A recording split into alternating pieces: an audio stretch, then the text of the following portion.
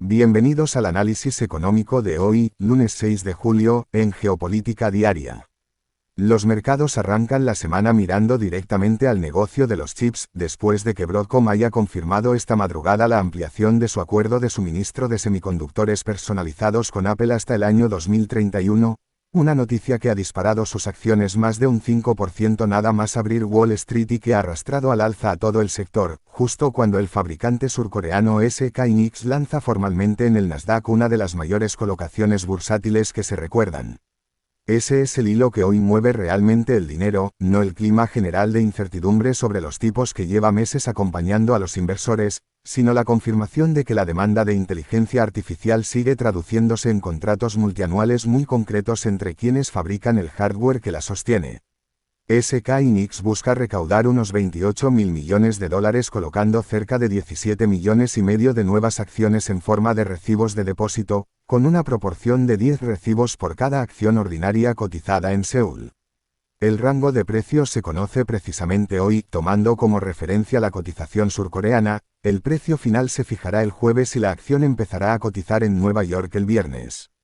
El dinero se destinará a construir nuevas fábricas en Corea del Sur y a comprar equipos de litografía ultravioleta extrema del fabricante neerlandés ASML, y la operación aspira a situarse entre las mayores salidas a bolsa de una empresa extranjera en Estados Unidos, por encima incluso de la de Saudi Aramco en 2019. En Seúl, sin embargo, las acciones de SK hynix caían hoy cerca de un 4% por el efecto dilutivo de la ampliación, arrastrando también al índice surcoreano Kospi, que retrocedía más de 2 puntos porcentuales. La atención se traslada ahora a Samsung Electronics, que presenta mañana sus resultados preliminares del segundo trimestre, con analistas anticipando un salto del beneficio operativo de varias veces respecto al año anterior, impulsado por el encarecimiento de los chips de memoria que utiliza la inteligencia artificial, un repunte de precios que firmas como Citi Research sitúan entre los más pronunciados de los últimos trimestres. Este apetito por el hardware de la inteligencia artificial convive hoy con una imagen bastante más matizada de la economía estadounidense en su conjunto.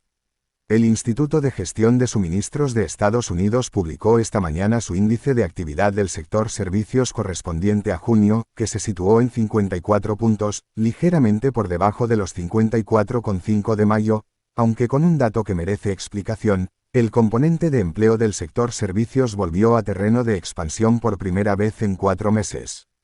Ese matiz cobra sentido si se pone junto al informe de empleo que el Departamento de Trabajo estadounidense publicó el viernes, y que sorprendió a la baja. La economía sumó solo 57.000 puestos de trabajo en junio, muy por debajo de los alrededor de 110.000 que esperaba el mercado, con la tasa de paro en 4,2%, y con revisiones a la baja tanto en abril como en mayo que restaron decenas de miles de empleos a los datos ya conocidos.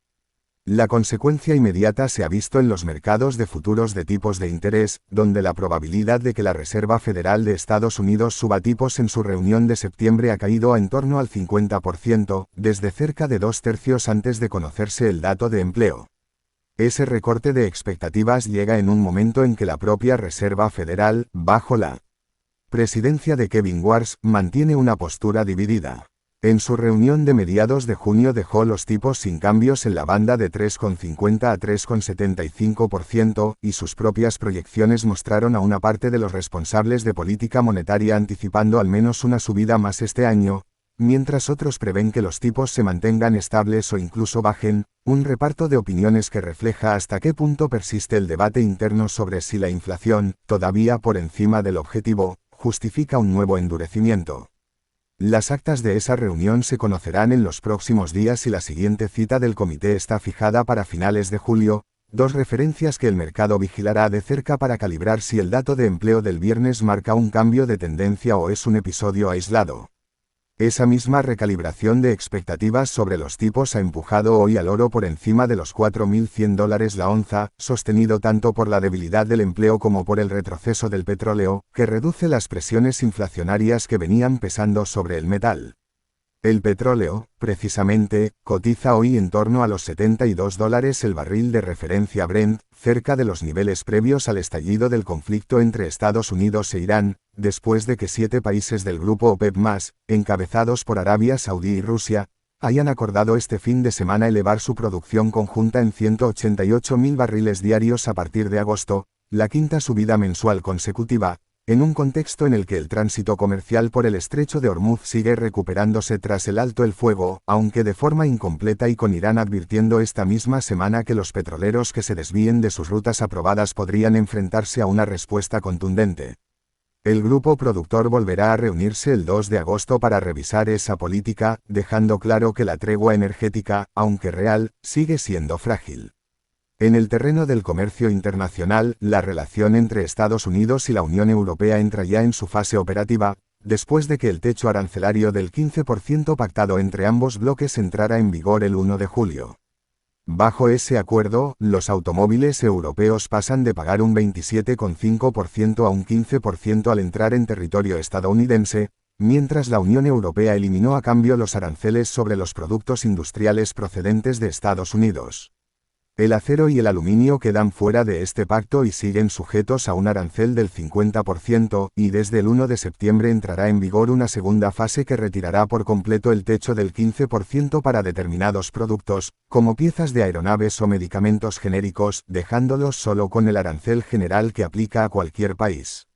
En el Reino Unido, el sector de la aviación vive hoy una jornada relevante después de que EasyJet aceptara en principio, durante el fin de semana, una oferta mejorada de la firma de inversión estadounidense Castlelake por 6,90 libras por acción, que valora a la aerolínea en unos 5.230 millones de libras, alrededor de 7.300 millones de dólares.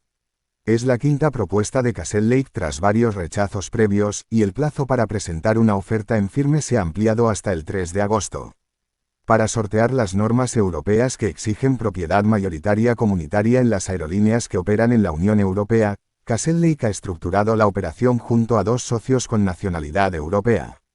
Aún así, las acciones de EasyJet cotizan hoy por debajo del precio ofrecido, una señal de que una parte del mercado todavía duda de que la operación llegue a cerrarse en los términos anunciados. En Asia, el yen japonés sigue cotizando cerca de mínimos de 4 décadas frente al dólar, lo que ha llevado a responsables del gobierno japonés, incluida la ministra de Finanzas Satsuki Katayama, a repetir que las autoridades están dispuestas a intervenir si los movimientos de la divisa se vuelven excesivos, mientras crece la presión desde el propio gobierno para que el Banco de Japón continúe subiendo tipos de forma gradual. Con todo esto sobre la mesa, la sesión de hoy deja una economía global que sigue apostando con fuerza por la inteligencia artificial en el terreno corporativo, mientras el terreno macroeconómico se vuelve más incierto de lo que parecía hace apenas una semana.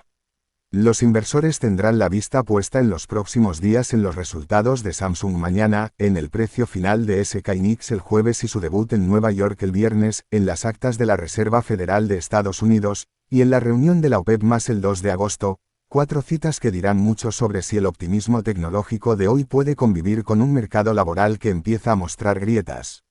Gracias por acompañarnos un día más en Geopolítica Diaria. Si este análisis les ha resultado útil, les invitamos a darle a me gusta, suscribirse al canal y compartirlo con quien crean que también le puede interesar.